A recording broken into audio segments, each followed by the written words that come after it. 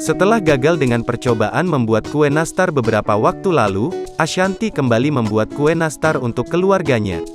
Tak pantang menyerah, Ashanti kembali membuat kue nastar usai berbuka puasa bersama keluarganya. Hal itu ia bagikan dalam akun YouTube The Hermansyah A6 Minggu, tanggal 17 April tahun 2022.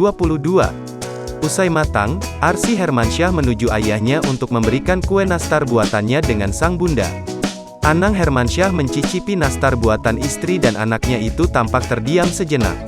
Lebih empuk dari kemarin tapi tetap, lumayan lah. Kecut-kecut, ujar Anang Hermansyah. Mengetahui rasa bagian dalamnya yang asam, Anang Hermansyah tampak memalingkan wajahnya sambil menggaruk kepalanya. Asisten rumah tangga Ashanti yang melihat tingkah Anang Hermansyah sontak tertawa.